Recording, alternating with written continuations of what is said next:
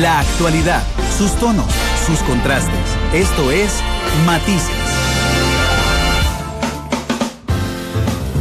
Son las 2 de la tarde con 30 minutos. Don Carlos Alvarado nos acompaña hoy en Matices. No ha llegado aún al edificio de Central de Radios, pero bueno, vamos a iniciar la entrevista por teléfono con don Carlos, a quien voy a preguntar primero, después de felicitarlo por supuesto por el triunfo, por dónde va y si se dio cuenta esta tarde que las presas serán el problema más urgente que tendrá que enfrentar como presidente. Don Carlos, bienvenido. ¿Qué tal? Muy buenas tardes. Muy buenas tardes, Randall, muchas gracias. Y costarricenses que nos escuchan, un saludo afectuoso. Y estamos aquí por la altura de Atillo. Según el Waze, estamos en el edificio a 10 minutos. Vamos a ver si se confirma esos 10 minutos de que ya estemos físicamente en Monumental, y consciente de la necesidad de, entre las acciones urgentes, el tema del transporte público y la movilidad urbana, también conocido como las presas. Don Carlos, bueno, felicitaciones por supuesto. ¿Usted pensaba ganar por una diferencia de 20 puntos? Yo lo que tenía como objetivo era ganar, y ciertamente es satisfactorio tener ese margen. Creo que es un mandato positivo para sacar el país adelante, y tengo que reconocer que me alegró mucho ver ese resultado así. Creo que fue el resultado más, de los escenarios que teníamos contemplados, el más optimista, el que se materializó. Ahora bien, don Carlos, hablemos justamente del día de... Usted pasó por la mañana aquí el domingo anterior, estaba tranquilo, por lo menos así lo vimos, junto con su esposa, y yo sé que, por supuesto, todos los partidos tenían un tracking, los dos partidos tenían tracking interno. ¿A qué hora se dio cuenta que se convertiría en el presidente de la República? A eso de las... ya de una manera fehaciente, a eso de las 6:30 de la noche, y es por la misma tecnología. A ver, cuando las personas, los fiscales pierdan mesa de cada partido, lo primero que hacen es mandar un mensaje de texto ahora, y muchos que son pues personas conocidas le empiezan a uno a mandar mensajes de texto con el resultado de su mesa, la gente contenta. Y cuando yo empecé a ver los resultados, que fueron ágiles, claro, ¿por qué? Porque no eran 13 distintas opciones que contar, ya eran solo 2, y no era presidente y diputado, sino que ya era solo para presidente. Entonces el conteo era mucho más ágil. Cuando empecé a recibir los resultados, teníamos un respaldo muy importante en el gran área metropolitana, y muchos resultados muy positivos desde Guanacaste, y cuando también vimos resultados de otras provincias que, si bien no nos favorecían, las distancias no eran muy grandes, con ya un primer sentido de, una primera muestra, ya vimos que el tema que se materializaba, una victoria importante, y nos llenamos de alegría. ¿Tenía 2 discursos, don Carlos? Teníamos más, incluso, tenemos más. Yo recuerdo mucho mi experiencia en el año 2006, en la elección que me tocó ser asesor para don Otón Solís, en la elección con don Oscar Arias, y en aquel momento pues teníamos preparado intervenir, pero lo que se demostró es que en aquella situación no había discurso, porque nunca se preveía un resultado tan ajustado. Lo que ahí aprendí es que uno tiene que estar listo para los diferentes escenarios, para todos los escenarios. Entonces yo tenía por lo menos, me había agendado un espacio antes para preparar los diferentes escenarios y saber cómo abordarlos, y que no fuera la sorpresa la que reaccionara. ¿Usted lo redactó, don Carlos? Yo hago líneas generales. Yo generalmente, muy pocas personas son las que me redactan directamente, porque entonces era que, como yo pues tengo un celo por la literatura, soy muy celoso en el estilo, pero sí tengo unas líneas generales, y mi equipo más cercano me comparte, me hace una devolución mejorada, y de ahí yo tomo las ideas principales. El triunfo es categórico, creo que es innegable, y hay particularidades, don Carlos. En esta elección, hace 4 años, el presidente Solís ganó por una campaña muy fuerte en la que usted estuvo para conseguir 1.300.000 votos en segunda ronda sin rival. Usted logra conseguir 1.300.000 votos con un rival muy fuerte. ¿Eso de alguna forma le genera, siente usted, una fuerza de mandato muchísimo más fuerte a la hora de negociar con otras fuerzas políticas, o será un elemento que no pretende usar después de una campaña tan crispada? Creo que el mandato de Costa Rica fue categórico al darnos la victoria, pero también yo lo asumo con mucha humildad, tengo que ser sincero, y lo asumo por eso como un servidor, porque si bien hemos ganado esta segunda ronda de una manera importante y agradeciendo ese respaldo de las personas, primero el gran ganador aquí fue Costa Rica. Costa Rica fue el gran ganador, tanto, y eso yo quiero subrayarlo, como dicen, con letra fosforescente y ponerle asteriscos. El gran ganador es Costa Rica, tanto las personas que nos respaldaron a nosotras como las personas que respaldaron a don Fabricio. ¿Por qué? Porque ganó la democracia. En segunda ronda logramos tener una votación más alta que en primera ronda. Eso es una cosa, como dicen, contraintuitiva. Eso es algo muy novedoso. ¿Pero por qué fue eso? Porque hubo un país que se movilizó en torno a la democracia para tomar una decisión. Entonces, el primer gran ganador fue la democracia y fue Costa Rica. Tanto así que hoy Costa Rica es noticia positiva alrededor del mundo, por muchas razones. Costa Rica es noticia positiva porque saca adelante una elección, como es usual en el marco de paz. Creo que quien lo resumió mejor fue el expresidente Pastrana, que era el jefe de la misión de observación, quien dijo: a Costa Rica no se viene a denunciar, a Costa Rica se viene a aprender. Y eso pone otra vez el nombre Costa Rica en alto de nuestra querida nación.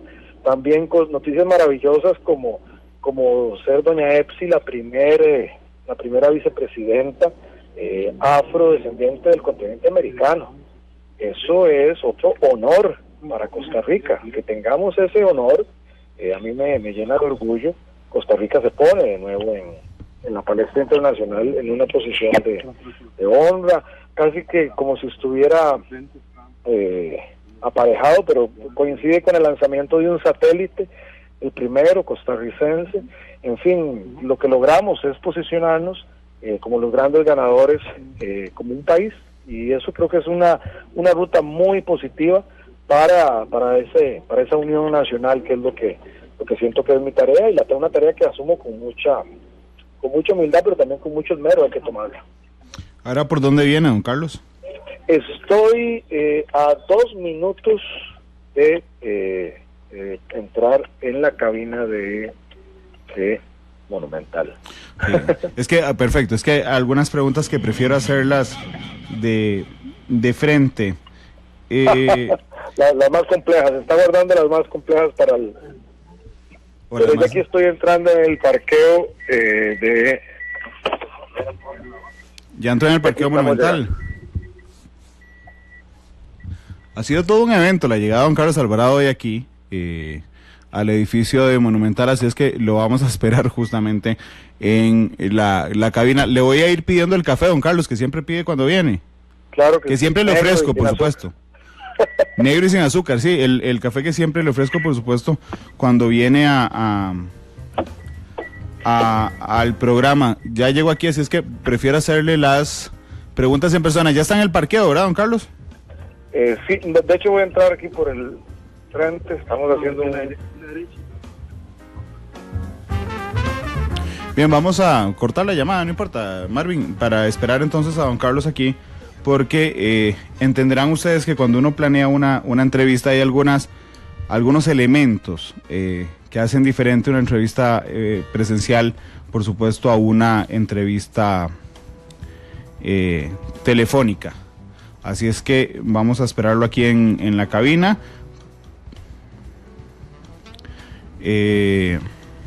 Estamos coordinando una cosa aquí de seguridad.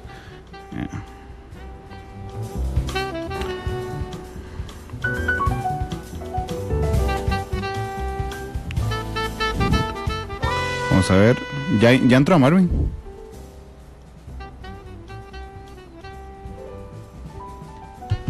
Sí. Ok, entonces que pase a la cabina Monumental. Ahí viene Chilita, entonces si quiere dejamos el café por este lado. Donde usted quiera. Bueno, ya don Carlos está con nosotros, por supuesto, en la cabina, es un reality radio. Hola.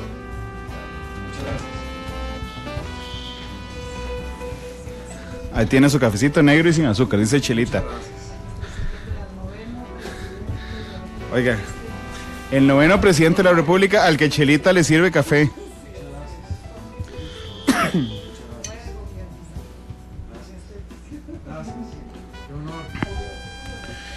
Voy a desquitarme de una vez con usted por las presas. Después seguirá así la cosa. Don Carlos, ¿nos puede regalar unos minutos de más para compensar la llegada tardía? Yo sé que tiene una agenda muy apretada, lo entiendo. Mucho gusto, va. Sí. Con mucho gusto. Muchas gracias. Marvin, entonces nos vamos a extender un poquitito después de las 3:30 de la tarde. De las 3:30 de la tarde. Don Carlos, felicitaciones en persona. Es la primera vez que lo veo después del triunfo del pasado domingo. Lo que necesitaba preguntarle en persona. Por supuesto. Tiene que ver cómo fue la llamada con don Fabricio. Fue temprano la llamada con don Fabricio. Ellos tenían la misma información que tenía usted, que tenía yo y que teníamos todos, pero que estábamos a la espera de la oficialización por parte del Tribunal Supremo de Elecciones. Fue muy fraterna. Don Fabricio y yo tuvimos la oportunidad de compartir en muchos debates. Y es muy curioso porque desde el inicio él y yo, como tenemos una cercanía generacional, tenemos muy buena relación personal. O sea, nos tratamos con compañerismo y lo usual, que uno bromea a veces en los momentos antes de un debate por la tensión.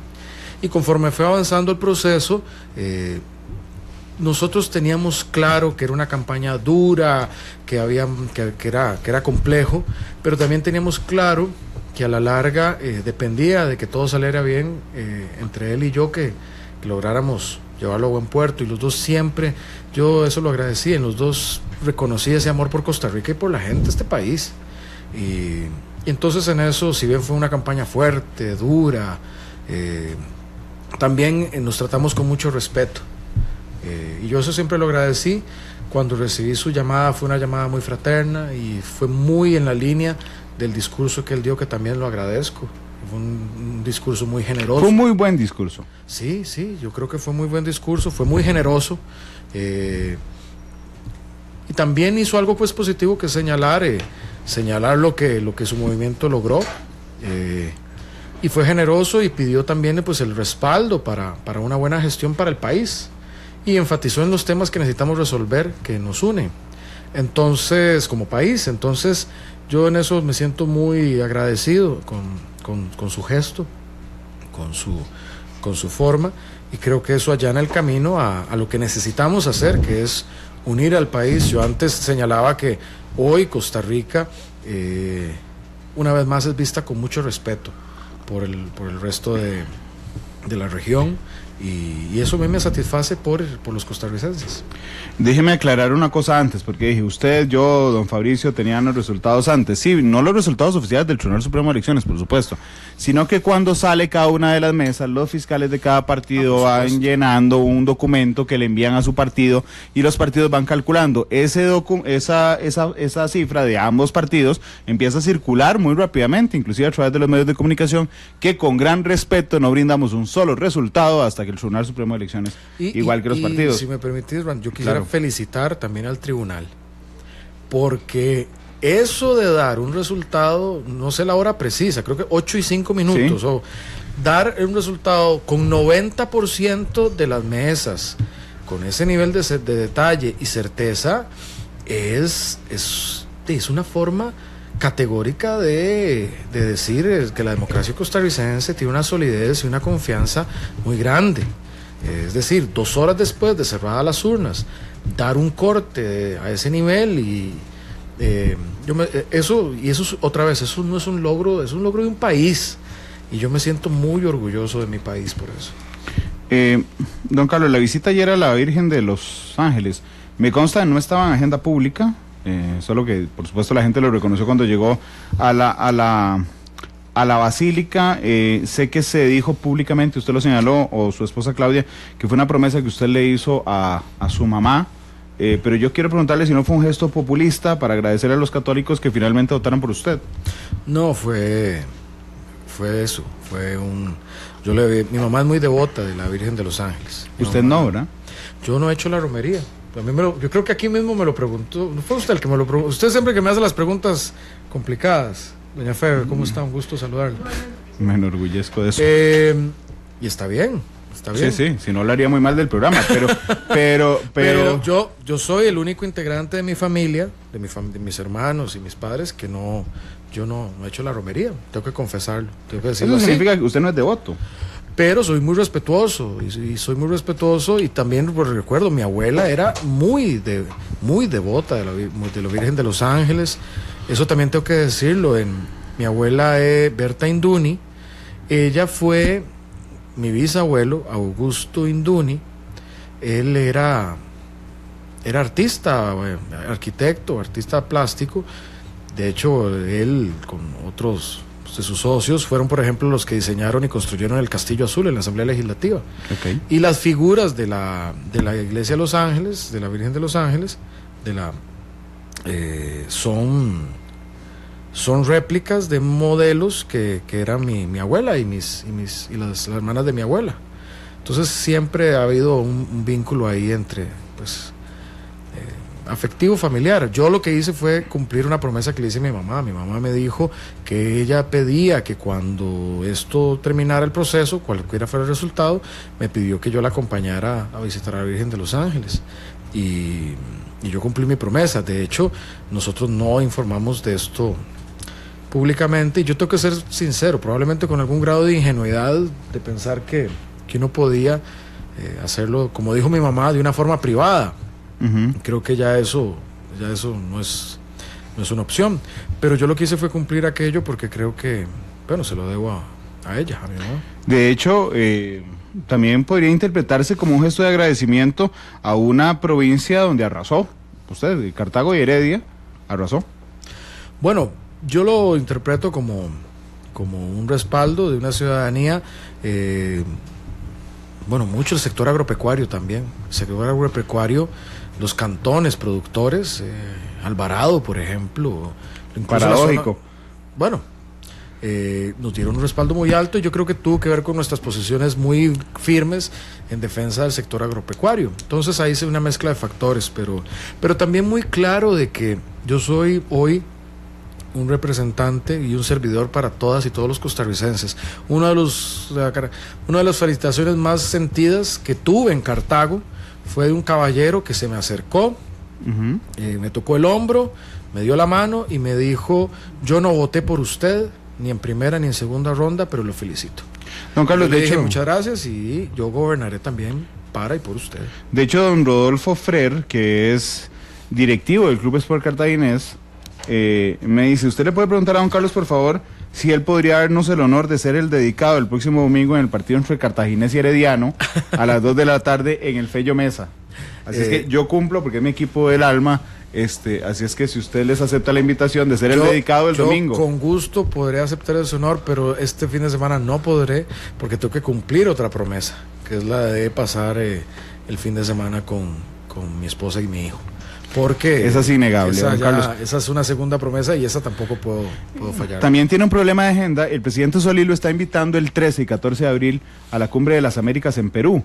Pero el 13 de abril es la entrega de credenciales en el Tribunal Supremo de Elecciones. No, y yo le agradezco la generosidad del presidente Solís y entiendo que su deseo, no he conversado con él de este tema, pero interpreto que su deseo es ayudarnos a transicionar en el mejor relacionamiento del país internacionalmente, pero no podré participar, dado tanto el tema de las credenciales, como que me estoy enterando aquí, porque usted me lo informa, soy muy sincero, porque hay muchas cosas hoy en la agenda, pero mi prioridad es la conformación del Gobierno Nacional del Bicentenario. Bueno, y déjeme darle crédito a alguien más. Yo no sabía que las entregas credenciales eran ese día.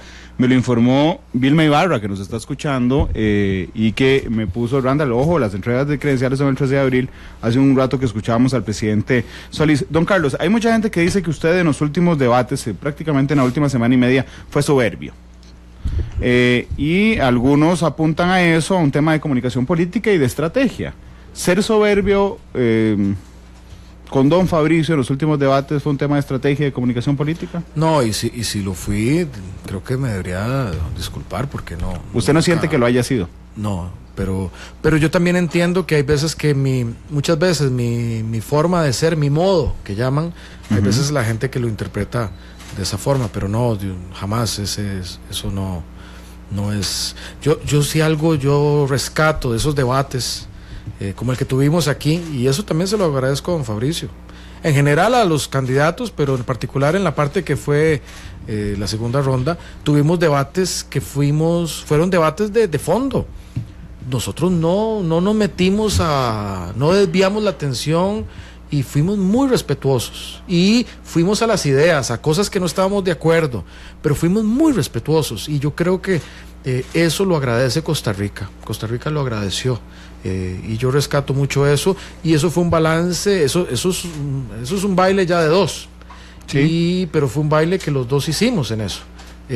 Yo rescato eso. Y sin embargo da la impresión de que en los últimos debates, en ese baile de dos, usted era el que lo llevaba.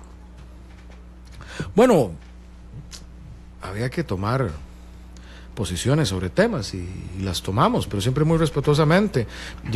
A mí me correspondió tomar otras posiciones. Yo recuerdo también debates muy decisorios en la primera etapa, aquí donde estoy sentado casualmente, cuando abordamos temas como los de la seguridad ciudadana.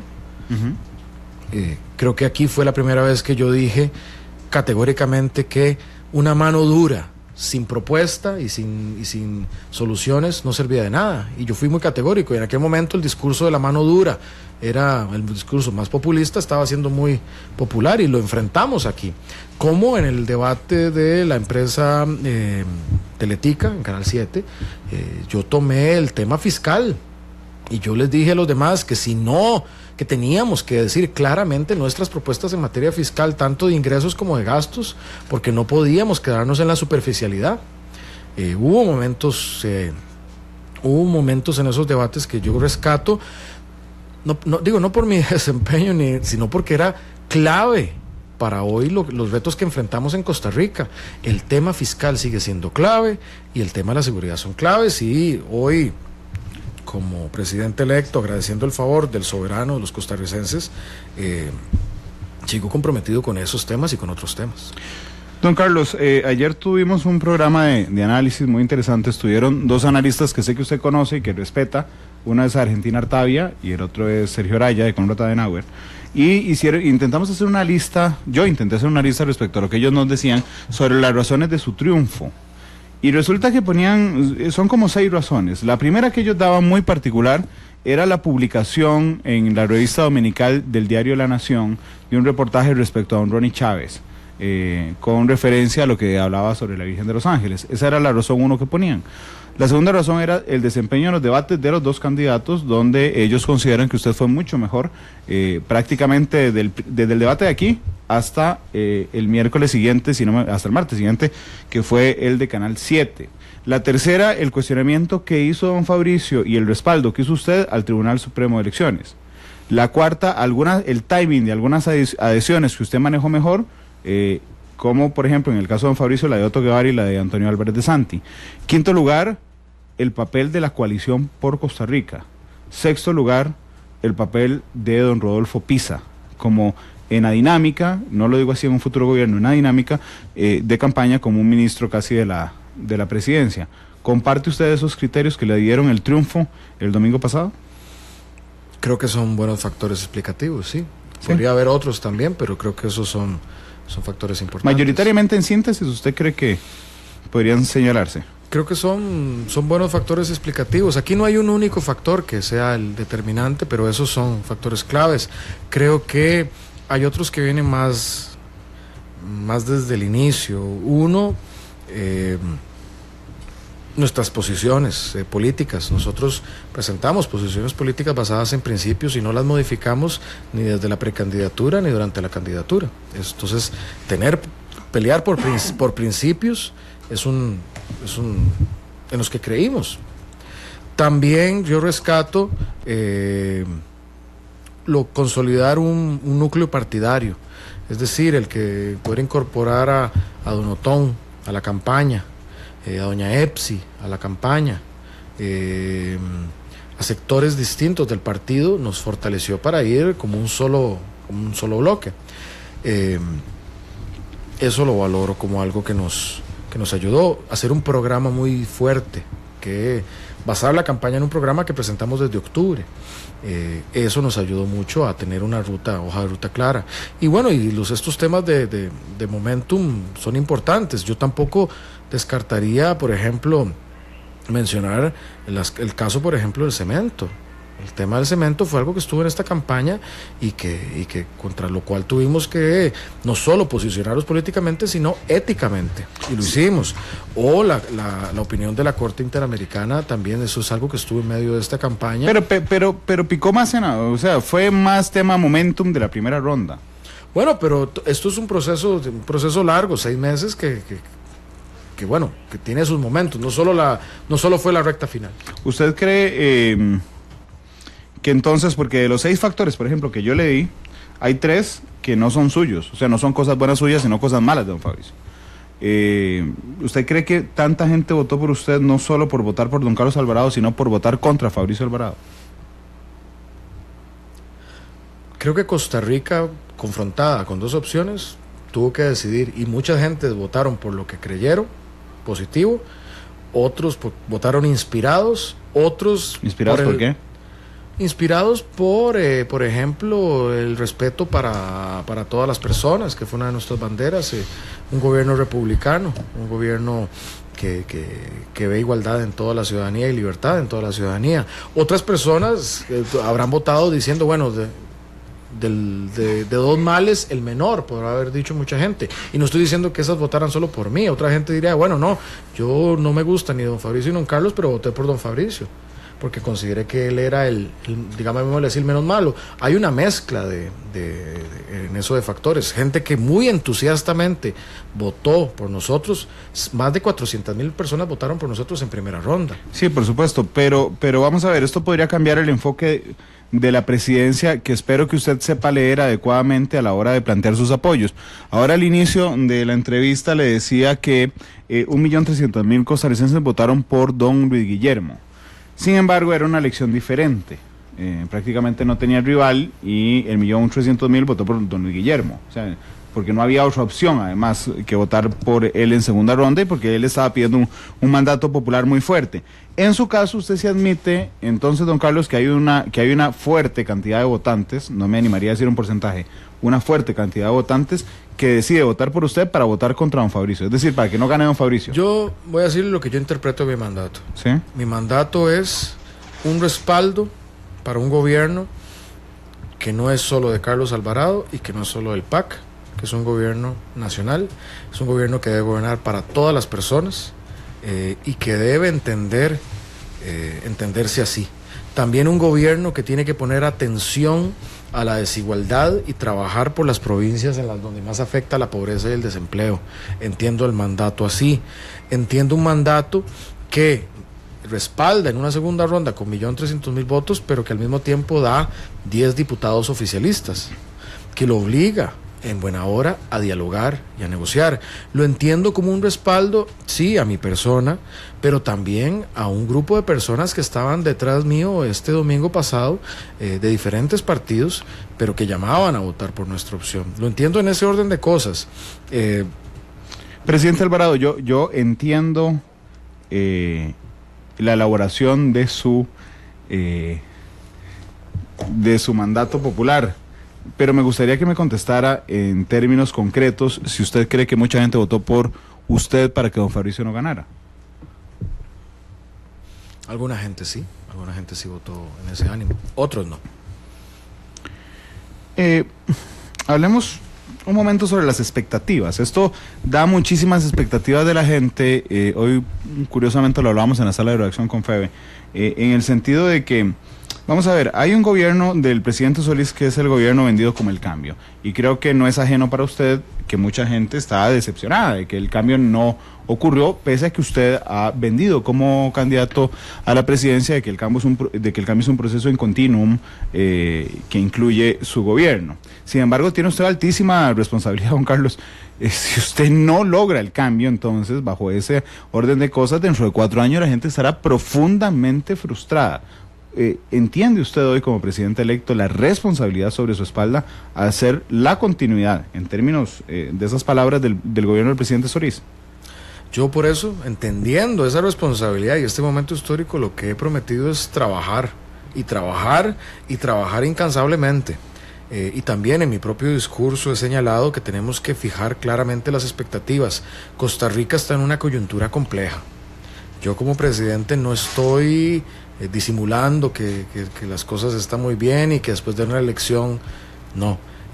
Seguimos en una coyuntura compleja, no hemos salido de una coyuntura compleja, lo que salimos fue de la parte de la elección, pero aún está por resolverse temas como el tema fiscal, que es un tema complejo, y yo por eso he pedido también, respaldado, ahí sí, en ese mandato popular, he pedido a los diputados actuales, como pediré a los futuros, que avancemos en resolver la materia fiscal, y prometo trabajar para hacerlo, es más, desde ya, en mi primer momento, como presidente electo, como servidor, como lo mencioné, como futuro primer servidor de la República, me he comprometido a trabajar por resolver los problemas más álgidos en cuenta, y el primero, el fiscal, y ya estamos en ese proceso.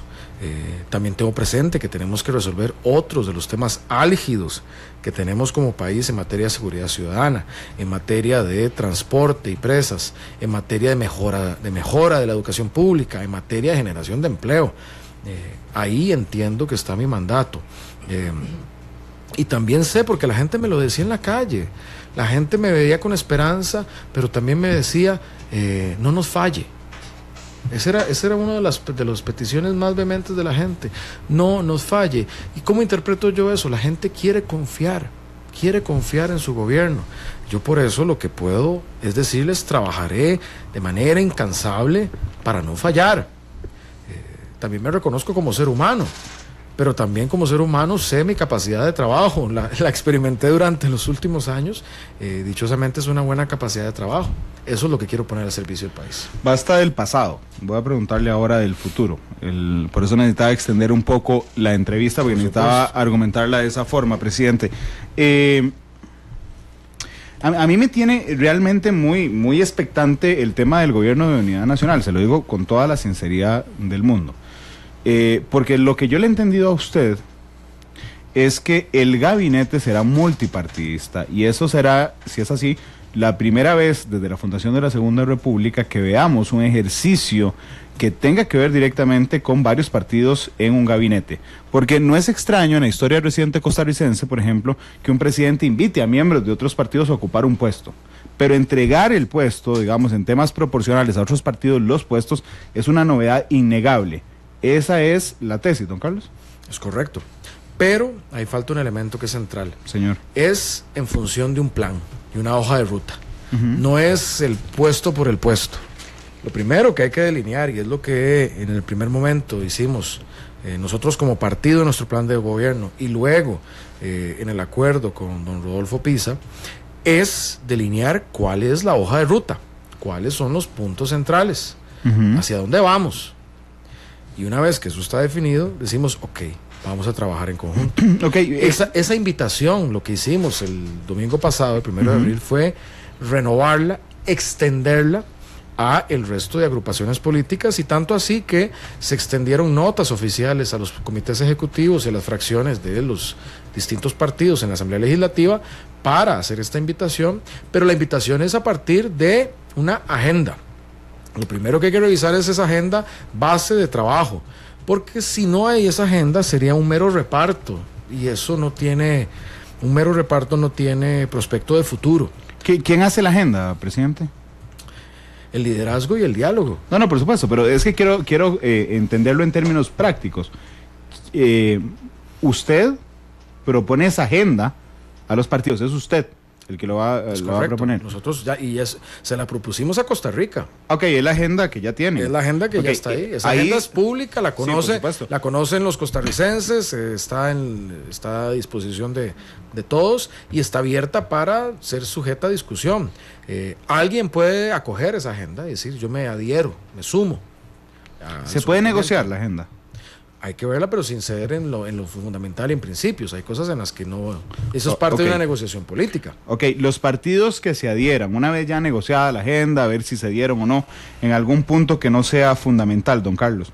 Los partidos que se adhieran a esa agenda, entendí a Otón Solís en una entrevista con Ignacio Santos en Canal 7, le entendí que el 50% del gabinete iba a estar a disposición de otros partidos.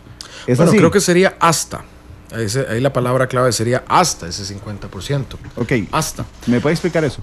Bueno, es que hay una métrica que es sensible, que es también en el marco de un gabinete hay votaciones mayoritarias muchas veces. Sí.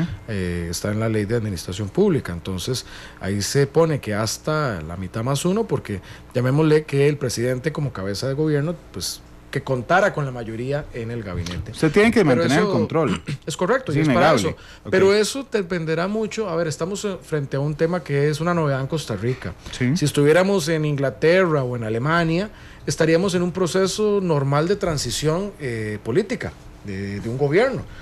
Cuando, por ejemplo, en Inglaterra pasa una elección, se le encomienda al primer ministro formar gabinete, formar gobierno, muchas veces entrando en un proceso de diálogo con otras fuerzas políticas, sobre todo cuando no hay mayoría. En Alemania ocurre de manera similar. Una vez que pasa la elección parlamentaria, las fuerzas políticas entran en procesos de negociación y de acuerdos concretos para la construcción de esas mayorías, y ya hay tradición en eso. En Costa Rica no. En Costa Rica básicamente la tradición ha sido que quien gana pasa a formar gobierno en el Ejecutivo y el Legislativo tiene la conformación que tiene. Claro. Nosotros estamos proponiendo esta novedad, pero con un objetivo clave, que es darle gobernabilidad y fluidez al país. Sí. Que se tomen decisiones. Por eso me llama tanto la atención, presidente. En ese caso entendería, usted tendría la mitad más uno, usted nombraría directamente la mitad más uno, al menos del Consejo de Gobierno.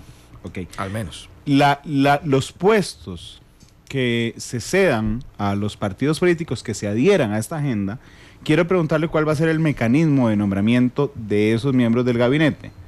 Entregará usted, digamos, no sé, voy a ponerle un ejemplo, Agricultura. Usted dice, bueno, voy a entregarle el Ministerio de Agricultura a Restauración Nacional. Usted le dice a Restauración Nacional, nombre por favor el ministro de Agricultura, o le dan una terna y esa terna usted escoge. La sugerencia va por el lado ese de tener una terna, de que se tengan opciones de personas calificadas para asumir esos roles, para tener un margen de escoger a las personas más calificadas, pero también considerando que como ese parte de ese acuerdo nacional, eso también logre consolidar las mayorías en la Asamblea Legislativa. Es una forma de llevar ese acuerdo. Yo no usaría tampoco yo creo que la palabra entregar podría sentirse como... No, por eso lo cambié por ceder. Es más un tema de...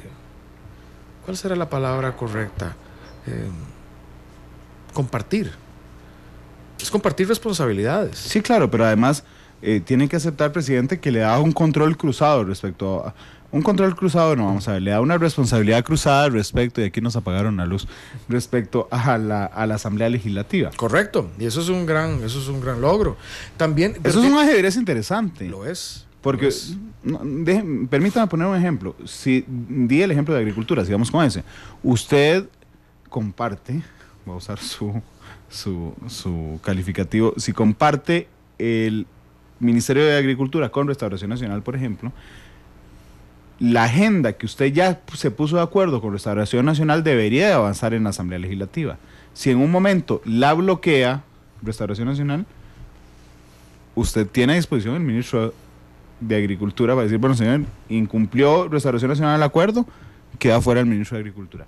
Esa es la lógica. Tiene esa lógica. Si los acuerdos, pero por eso lo que fundamental son los acuerdos, no las personas. Una agenda de trabajo conjunta. Claro. Eso es lo fundamental. ¿Qué no compartiría del gabinete?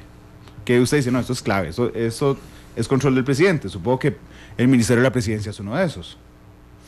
Pues hoy, le soy muy sincero, yo estoy en este proceso por objetivos. ¿Sí? Mi objetivo es sacar al país adelante en ciertas materias. Y esa es la única vara con la que estoy midiendo este proceso. No, yo sé que hay mucha especulación, incluso ahora me divertí con una lista que circularon. La de la prensa libre. Me pareció Es que yo siempre doy créditos para bien o para mal. La que la prensa libre publicó hace un rato. Sí, correcto. Bueno, no sé si yo la vi por un mensaje de WhatsApp. Sí, la publicó sin fuente, pues la publicó. Sí, bueno, es que bueno, eso pasa ya. Pero me divertí porque sí, me parece que yo en este momento estoy muy concentrado en los objetivos que como país tenemos que sacar. Y en función de los objetivos se pone la agenda y en función de la agenda se ponen las personas. Pero tendemos, o la ansiedad a veces, o lo que tiende es poner más bien primero a las personas. Aquí lo que importa es hacia dónde va. Poniendo al ministro, como decía, el ministro, la ministra de Agricultura. Aquí no importa tanto a la larga el nombre. Lo que importa es a dónde que queremos llevar el sector y qué queremos de ese jerarca y de ese sector como resultado del año 2022. Eso es lo crítico. Y que eso, si está encadenado con un acuerdo, se refleje en fluidez de proyectos en la Asamblea Legislativa para darle gobernabilidad al país. Eso es lo crítico. Entiendo, pero presidente, por ejemplo, es que me limitó simbólicamente a usar el entregaría, así que usemos el compartir. A mí me gusta compartir, porque es compartir una responsabilidad. Entregar suena como la práctica más bien de botín político. Podría usar otorgaría y quedamos a la mitad del camino. Otorgaría no está mal, sí. Ok, digamos que usted... Le otorgaría la responsabilidad de una cartera. Muy bien, presidente. ¿Usted otorgaría el Ministerio de la Presidencia, por ejemplo? La lógica a mí me diría que no, pero no sé cuál es su plan. Mi plan es sacar a Costa Rica adelante. Podría otorgarla, no tienen problema. Bueno, lo que no puedo otorgar es lo que me ha dado Costa Rica. Lo que me ha dado Costa Rica es la presidencia. Ok, podría otorgar cualquier ministerio. Vamos a ver, mi objetivo es sacar a Costa Rica adelante. Y eso es lo que planeo hacer en los próximos meses. Y yo sé, Randall, que tu trabajo es insistir en eso. Mi trabajo es que salga bien. Y yo voy a trabajar para que salga bien. Yo tengo que admitirle que yo siempre disfruto mucho de las entrevistas con usted. Yo también. Lo sé, lo que me deja dudando es esa risa del final de su respuesta. Pero, digamos, en Erimas, como ministro de Trabajo, como precandidato, como candidato, creo que lo he entrevistado unas 5 o 6 veces ya, y siempre hay una atención de esas que uno disfruta como comunicador. Pero le agradecería usted puede elaborar lo que sea. Además, hoy es presidente de la República, electo, puede elaborar lo que usted guste. Estos micrófonos están a su disposición, don Carlos. Pero quisiera saber si sí o no estaría dispuesto a otorgar. Usted elabora lo que guste. No voy a adelantar nada en esa materia. No voy a adelantar nada. Pero le estoy preguntando si estaría dispuesto no si lo va a hacer. Podría ser. Podría ser. Bueno, esa es una respuesta más concreta. ¿Me permite ir a una pausa comercial? ¿Le hacemos refill de café? Por supuesto. Son las 3:13. Marvin, ¿puede poner la canción del presidente electo, por favor? Porque necesito preguntarle si es en serio. Yo sé que una de las últimas veces que vino, usted me dijo que se sorprendió porque yo tenía algunos datos de cuando usted estaba en el colegio. Porque usted no solo toca guitarra, tenía una banda en el cole. Así es. Y usted quería ser estrella del rock and roll, pero no sé si aspiraba a ser presidente de la República. Necesito audio aquí porque es que esa canción me gusta mucho realmente. Supongo que a don Carlos ahora también, supongo que no la va a volver a escuchar además con la misma intención. Ya sabe cuál es, por supuesto, la de Miguel Mateos. Sí, tengo...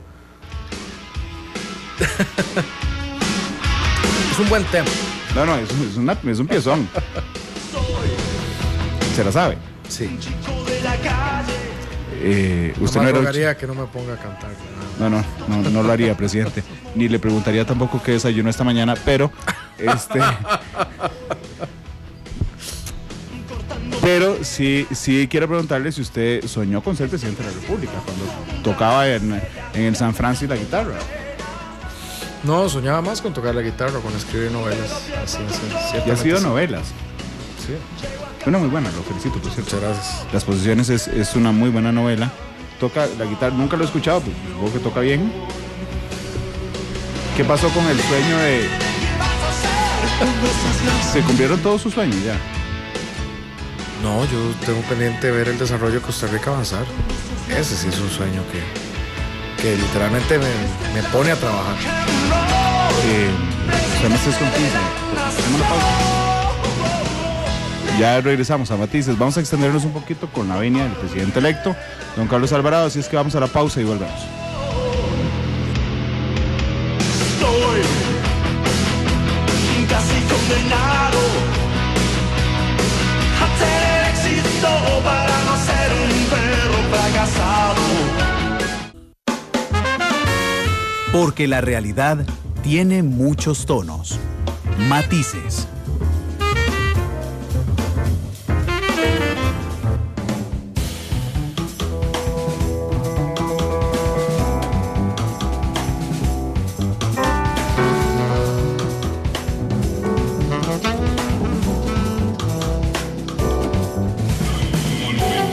Son las 3 de la tarde con 20 minutos. Gracias por estar con nosotros en Matices. Gracias a todas las personas que están uniéndose a nosotros a través del Facebook Live, donde muchas de ellas, se debe reconocerlo hoy, como siempre digo cuando están hablando hoy en el programa, dicen que yo he sido muy respetuoso con el presidente electo y que estoy súper triste porque perdió don Fabricio Alvarado. A todas esas personas yo les agradezco todos los comentarios del programa.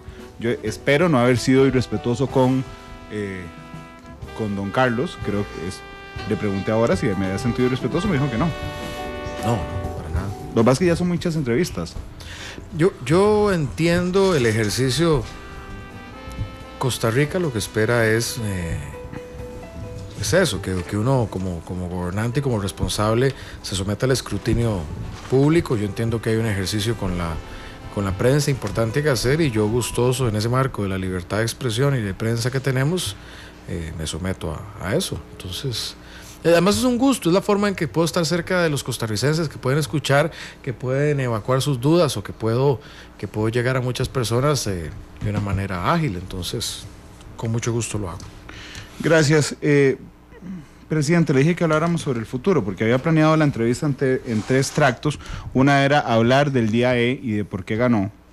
El otro punto era hablar sobre la dinámica de la conformación del gobierno de unidad nacional, que genuinamente me tiene muy a la expectativa. Y la otra es hablar sobre futuro político y también sobre algunas de las cosas que pasarán en lo inmediato. Ha decidido usted, ayer lo descartó, que el traspaso de poderes sea en el Estadio Nacional, ¿verdad? Correcto. No sí. será. No será. Yo tenía una duda razonable. ¿Es tan caro hacerlo en el Estadio Nacional que hay una diferencia fundamental entre hacerlo ahí y no hacerlo? Sí, porque entiendo que hay costos asociados altos. Pero yo tengo 3 objetivos con el traspaso de poderes. Yo lo he dicho, quiero que sea una celebración, una actividad democrática, inclusiva y austera, que creo que son las tres principios que hoy está demandando la ciudadanía. Que pueda participar democráticamente todas las personas que así lo deseen, sea por medios de comunicación, sea en algún momento, que sea inclusivo, que permita, que sea accesible, que sea equitativo para las distintas comunidades, para las distintas poblaciones, y también que sea austero, porque tenemos que dar un mensaje de que la situación requiere de nuestra disciplina en materia del gasto público. Presidente, ¿podría sacar el traspaso de San José? No, creo que por ser la capital es donde reside el gobierno, y debe ser allí el hecho. Lo que no descarto es que en efecto tengamos más bien muchísimo viaje, pero viaje a lo interno del país, me refiero. Hombre, ya van a reventar las redes cuando dijo eso, qué susto. Muchísimo desplazamiento al interno del país, porque creo que esos son todos los mensajes clave de esta elección, y por eso yo hablé tanto y sigo hablando, una de mis pasiones, la generación de empleo, y la generación de empleo desde las comunidades, desde los distintos cantones. Cuando yo me desplazo, una de las preocupaciones más frecuentes es: aquí no hay trabajo, aquí no hay jóvenes, porque todos los muchachos se tienen que ir para buscar trabajo. Bueno, ese es un tema que tenemos que abordar.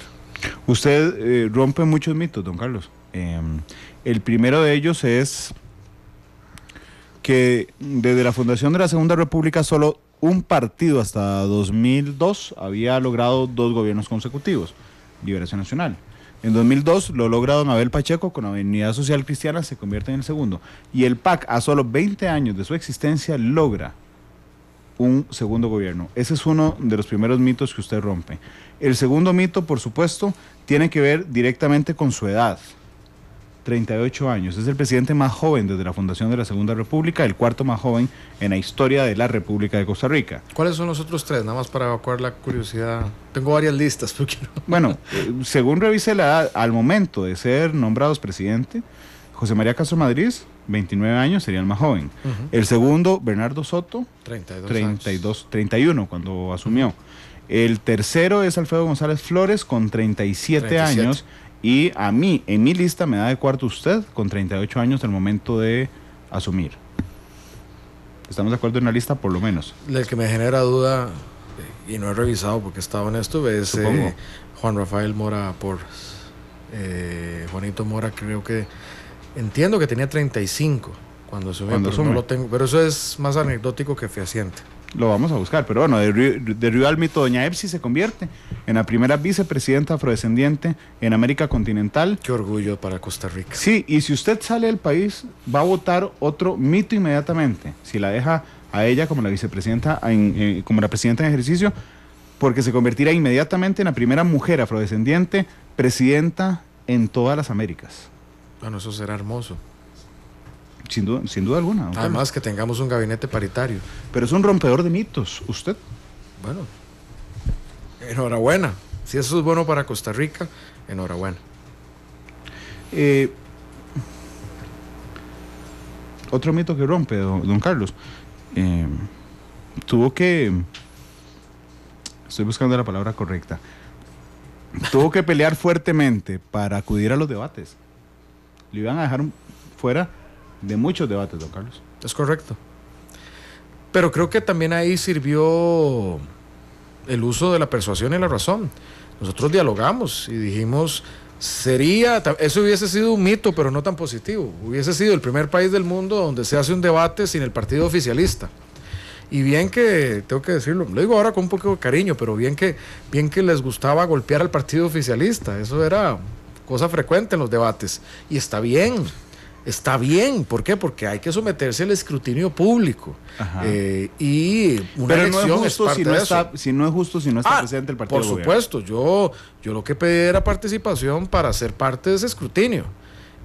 Y yo creo que ahí nos desempeñamos muy bien en los debates. A mí, le digo particularmente, terminé disfrutando mucho debatir.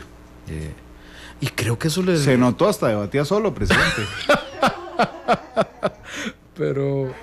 Pero bueno, pero creo que eso también tuvo a ver, Costa Rica aprovechó muchas esas oportunidades. Yo también aproveché la última vez que estuve en el tribunal, les pasé el consejo de que apliquen para que Costa Rica se lleve el récord de número de debates presidenciales en una campaña. Yo creo que Costa Rica debe tener el récord Guinness de cantidad de debates en una campaña presidencial. Yo tampoco he sacado la lista, no lo he hecho, pero yo estimo que por lo menos al menos unos 30 debates, al menos unos 30 debates participé yo en este proceso. Solo en esta última etapa fueron 6, en estos últimos 2 meses, 6 en los que coincidimos. Y eso es bueno para el país. Además, eso tiene varios efectos colaterales muy positivos. Obliga a la gente a decir sus posiciones. Es decir, no puede alguien esconder sus posiciones. Tiene que decir, frente a tal tema, ¿qué va a hacer? Obliga a capacitar a los equipos y a capacitar a los candidatos, porque ahí queda desnudo quién sabe de las cosas y quién no. Solo si hay repreguntas, presidente. Bueno, y por eso son tan sanas. A mí creo que también hace que los debates, la calidad de los debates tenga que subir también. Sí, innegablemente, yo estoy muy feliz por eso. Hay debates que van, y eso desde los más libérrimos, sin moderación, hasta los más estructurados, que son los que llaman las entrevistas compartidas, donde no hay interacción. Sí. Hasta cuando hay intercambios y moderación, y hay mucho, pero ahí gana Costa Rica y gana la calidad de la política, y yo creo que eso es... ¿Y se trae bajo un mito entonces? ¿Cuál? ¿De que los debates no servían para nada? No, bien conducidos sí sí son muy buenos. Porque y incluso hoy a través de las redes sociales es otra cosa, eso el alcance es enorme, obviamente la televisión, la radio tienen un impacto profundo, pero yo reconocía muchísimo, las personas se me acercaban y me hablaban de episodios de los debates, entonces la gente sí estaba atendiendo a ellos. Presidente, porque nótese cómo esta campaña rompe en términos generales también mitos que tienen que ver con nosotros, con los medios de comunicación. Los debates es uno, la importancia de las repreguntas es otro, la importancia de los planes de gobierno finalmente en esta elección central se hizo importante. ¿Concuerda conmigo en que antes, era importante para el candidato, por supuesto, pero antes no tenía la importancia que se merecía el plan de gobierno? En esta campaña lo tuvo y a mí me alegra, pero le voy a decir incluso por qué. A mí me preguntaron mucho en esta campaña sobre el plan de gobierno de hace 4 años del PAC, porque la gente empezó a contrastar la realidad con lo que habíamos puesto en el papel.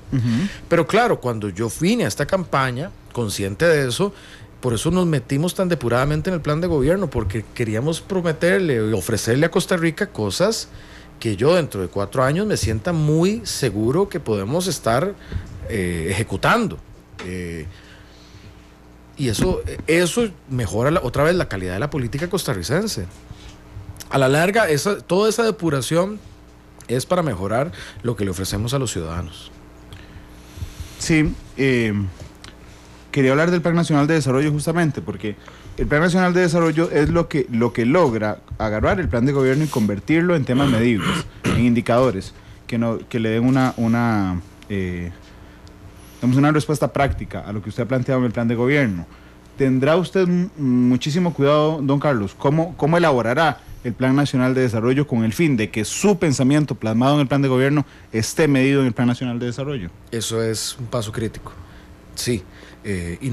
Aquí tiene que ver con nuestro programa de gobierno, con los acuerdos del gobierno nacional del Bicentenario y que se plasmen en el Plan Nacional de Desarrollo. Y que se plasmen con indicadores claves y responsables claves para que se haga una realidad. Eso es lo que va a hacer una diferencia en el gobierno. Y eso me motiva mucho, incluso que hay un componente que no hemos explotado suficiente en el Plan Nacional de Desarrollo y en la parte presupuestaria, que es el impacto del presupuesto y el Plan Nacional de Desarrollo en los distritos, por ejemplo. Hay una desigualdad enorme en Costa Rica entre el distrito más rico y el distrito más pobre. Son 2 Costa Ricas completamente diferentes. Pero eso lo sabemos como realidad y podemos intervenir para que los presupuestos, las acciones se concentren ahí donde más se requiere desarrollo. Y eso lo podemos, el Plan Nacional de Desarrollo es una gran herramienta para hacer esas y otras cosas. Presidente, ¿qué será lo primero que va a hacer el 8 de mayo después de asumir las riendas oficialmente de este país? Emitiré una serie de directrices y decretos que cree para que empiece a andar la dirección del gobierno. Tiene que ver en materia de transporte. Ya hemos dado algunas señales en eso. Sí. Yo en el discurso del pasado domingo dije que muy respetuosamente, pero también para ir allanando camino, no solo pedí avanzar en la reforma del reglamento legislativo y pedí avanzar en la reforma fiscal, también he pedido a instituciones como la Fundación Omar Dengo y al MEP apoyo para los temas de el equipamiento de los centros educativos de todo el país para lograr esa universalización de los equipos tecnológicos, una ruta crítica. También apoyo para avanzar en el tema de la sobrecarga docente como una primera acción en mejora de la calidad de la educación pública. La mayoría de los docentes hoy tienen mucha parte de su trabajo en burocracia y no atendiendo a los estudiantes. Eso es una acción concreta. Queremos ver rutas críticas aún antes de asumir en materia de concesión de obra pública, particularmente en la ruta 27 y en el tren eléctrico interurbano. Y no descarto que esas y otras acciones sean de las primeras directrices y líneas que ejecutemos el 8 de mayo.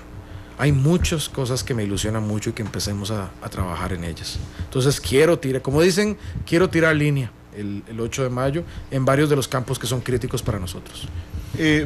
Presidente, usted sabe lo que lo respeto y no me animo realmente a preguntarle ningún puesto del gobierno. Creo que es un resorte del presidente de la República en el momento en que él decida anunciarlo. Pero en vista de que salió una lista y que usted me dijo que se había reído con la lista, le quiero preguntar si pegaron alguno de la lista. Pues tampoco la he visto tan a detalle, pero hay unos que... Rafael Ortiz Almob, don Rodolfo Pisa, canciller, Otón Solís, ministro de la presidencia. Desmiento la lista como está ahí. Pero también me pongo a pensar, sí, pero también me pongo a pensar que es que hay gente que lo que empieza es a hacer eso para quemar nombres, o para avanzar rumores, o para romper alianzas. Para que haga lo que acaba de hacer, para decir, descarto esto. Entonces ya uno sabe que Otón Solís no será el ministro de la presidencia, lo quemaron. Yo no sé si lo tenía en mente, pero digamos, esa es la estrategia que se sigue. Es una estrategia de gente que le gusta, o le gusta eso, ruido. Yo en eso también me siento muy tranquilo. Porque a la larga yo tomaré la decisión. No tengo duda, pero ya tiene... Y hay otra cosa, mira que hay una cosa maravillosa que yo hoy ando muy cerca de mi ser, que es una tranquilidad. Por un lado, una gran responsabilidad, que esa no es la parte que me da tranquilidad, ciertamente. Hay que trabajar muchísimo y el país está en una situación compleja. Pero tengo una gran tranquilidad en la medida de que yo tomaré las decisiones en función de lo que sea mejor para Costa Rica. Porque yo llego, dichosamente, gracias al apoyo de los costarricenses. Y nada más. Usted tiene claro, entiendo que sí, por lo que me ha dicho esta tarde, la gente, 1.295.000 que iban en el último corte del Tribunal Supremo de Elecciones, no vota por el PAC, don Carlos. Vota por usted. Está consciente de que es usted quien deberá tomar las decisiones, asesorado por un grupo de gente, por supuesto, cercanos a usted, pero que finalmente el pueblo le ha dado la confianza a usted en lo personal para dirigir este país. Así es. Las directrices y los puestos. Yo recuerdo la toma de posesión del presidente Solís, nos sorprendió a todos, usted estuvo ahí, ¿verdad? En el Estadio Nacional.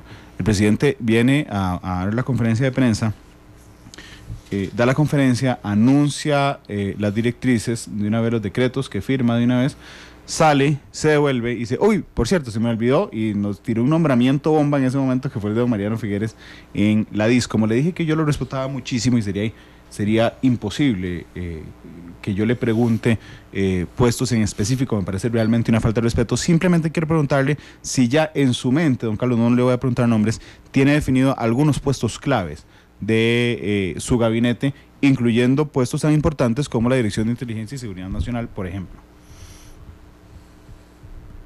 Sí, en mi mente tengo cosas que ya están firmes en convicción, pero están esperando el buen momento y el momento oportuno para ser socializadas. Otras que son... Pero ya las tienen conversadas con quienes va a nombrar. No. Unas no, otras sí. Pero están a la espera del buen momento para hacerlo. Sí. Aquí la política tiene un tema, igual que la música, que los tiempos son claves. Si uno toca todas las notas al mismo tiempo, lo que se oye es un estruendo, que no es agradable. Si uno toca la sucesión de notas de la manera correcta, puede hacer una muy bonita armonía o melodía que funciona. Pero también, para tener, como decía alguien sabiamente, parte importante de la música son los silencios. Entonces uno toca unas notas y hay veces que hay que dejar espacio de silencios para tocar otras notas más bonitas. Yo entiendo este ejercicio de conformación como esa interpretación musical. Hay que dar algunas notas, algunos momentos de silencio son oportunos para luego retomar y que el conjunto como tal sea el mejor.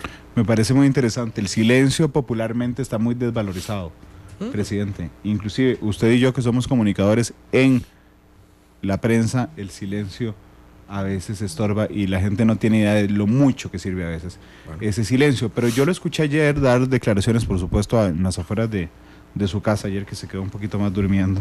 Me hizo gracia su aclaración a los medios de comunicación. Decía usted que iba a hacer el anuncio del gabinete en un solo acto. Esto me hizo pensar que podría ser muy cercano, digamos, a la primera semana de mayo, porque tiene que avanzar en el acuerdo con los partidos y además porque entiendo que usted prefiere que sea así de un solo anuncio al país. Más o menos tiene proyectado cuándo le anunciaría entonces al país, no en concreto, en términos próximos, su gabinete. Igual, en el momento oportuno. Ese es un momento en construcción y oportunamente será de conocimiento de la ciudadanía y ya tendremos claridad en esas posiciones y en esa transición. Dichosamente el gobierno de la República nombrado de aquí hasta mayo. O sea, no es que no hay gobierno, hay un gobierno nombrado de aquí hasta el 8 de mayo.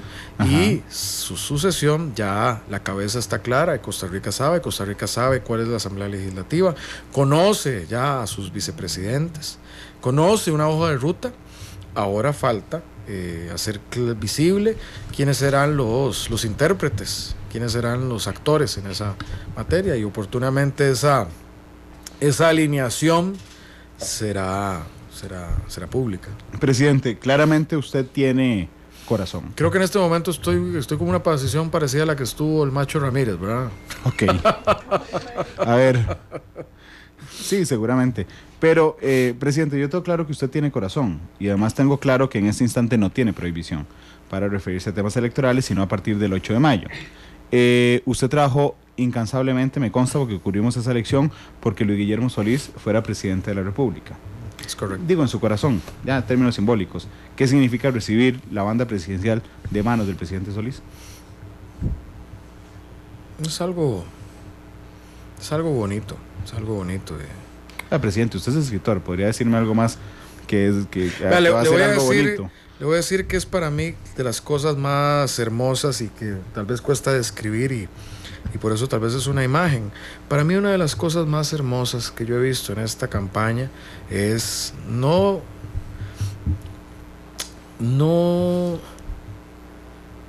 mi persona, ciertamente, sino quienes están detrás mío.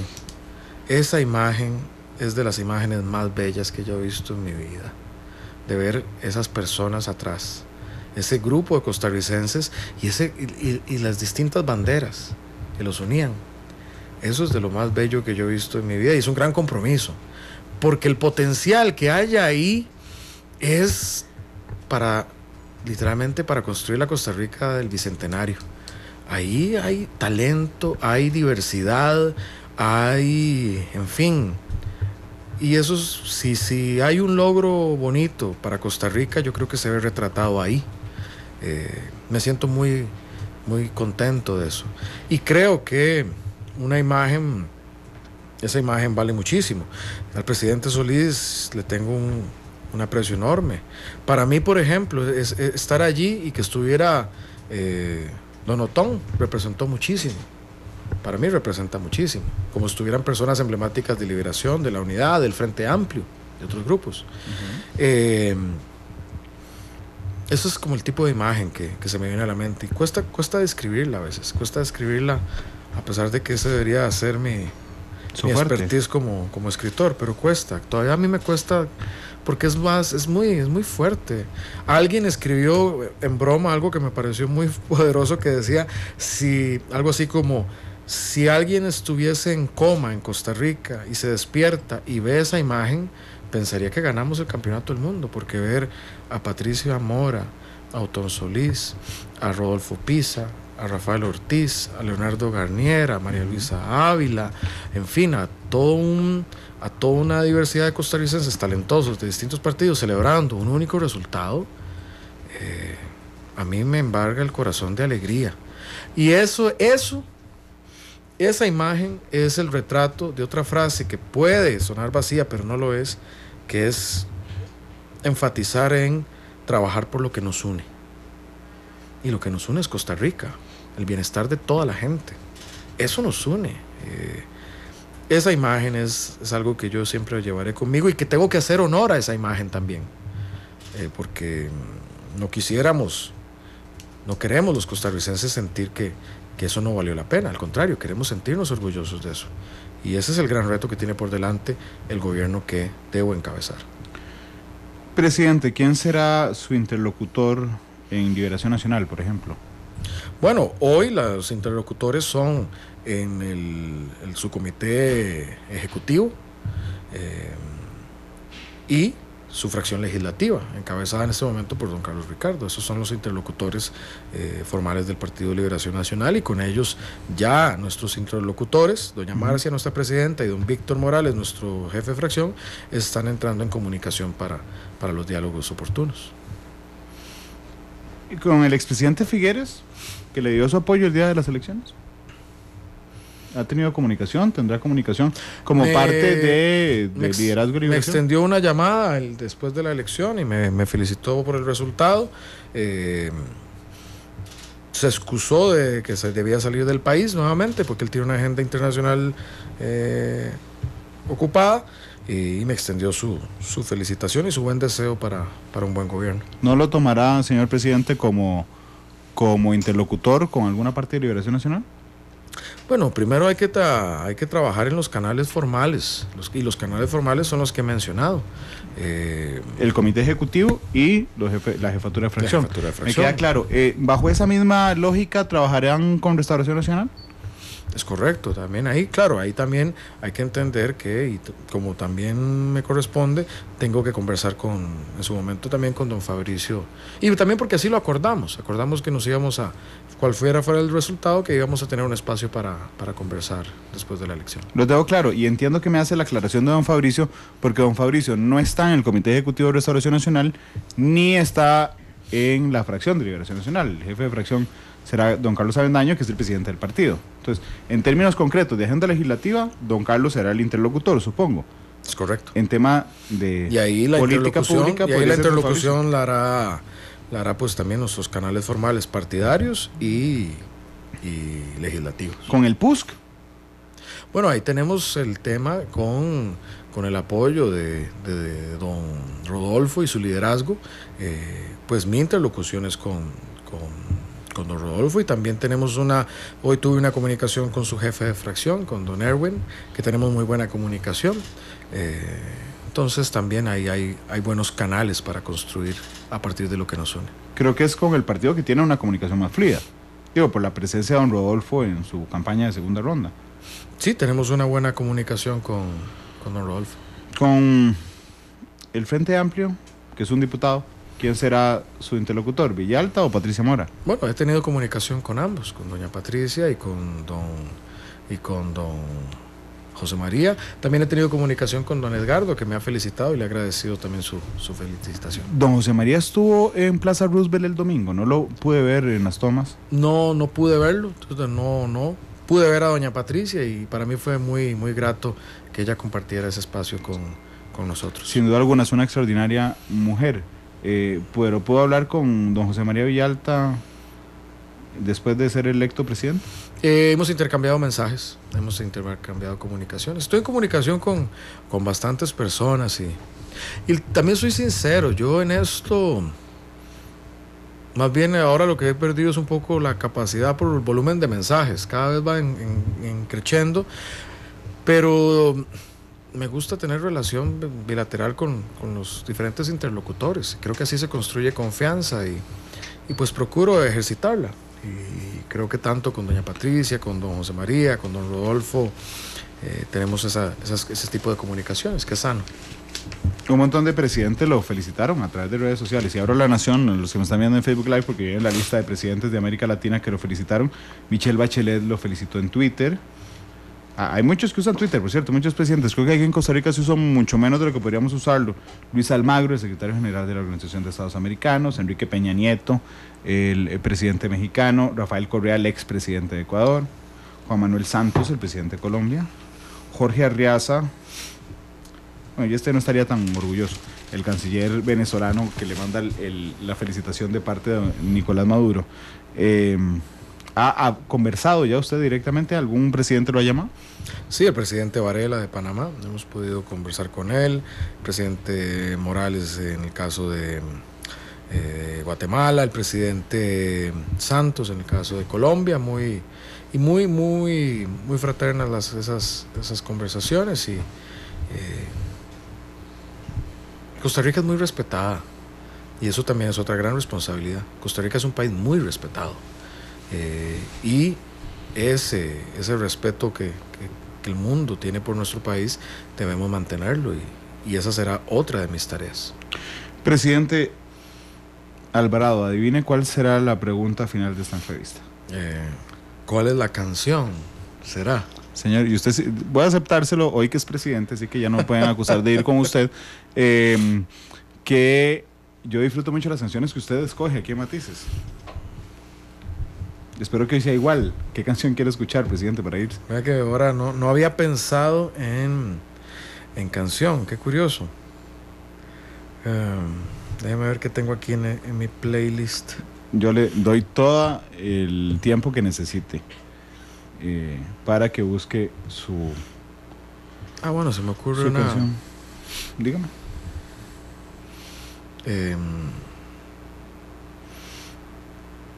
Una de George Harrison. Ajá. George Harrison.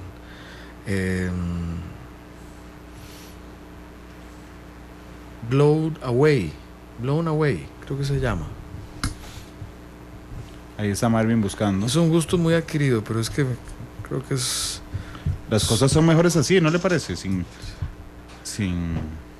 aquí todos buscándolo. Es mejor así, genuinamente, sin filtros. Sí. ¿Es esa? Que estaba oyendo. No, eso era Madonna. ¿Qué estaba oyendo, señor Estaba presidente? escuchando Madonna cuando hacía ejercicios hoy en la mañana. Es un playlist. Bueno, Madonna está muy bien. Blown Away. Blown Away. ¿Es esa? ¿Podría ver un segundo el monitor, presidente? ¿Es esa? Déjeme, ya le digo.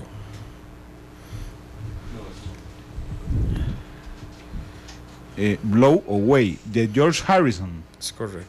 ¿Puede ponerme un toquecito de canción, Marvin? Esa es. Me sigue convenciendo con la música.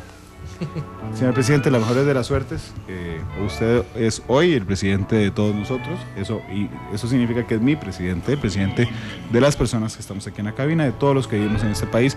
Yo le deseo la mejor de las suertes y los éxitos, que Dios lo acompañe en su gestión. Muchas gracias. Porque si a usted le va bien, a Costa Rica le va bien. Así es que cuente con estos micrófonos, con el apoyo completo de Radio Monumental, hoy como presidente de la República, don Carlos. Muchísimas gracias, y muchísimas gracias a tanto a Monumental, gracias a quienes nos escuchan, y de cerrar con lo que les decía, trabajaré durísimo por este país que amo, y en un ámbito más tranquilo, pero con el mismo sentimiento, que viva Costa Rica y que viva 1000 veces Costa Rica. Señor presidente, gracias. George Harrison despide Matices, 3:52, hoy nos pasamos un poquito. Feliz tarde y hasta luego.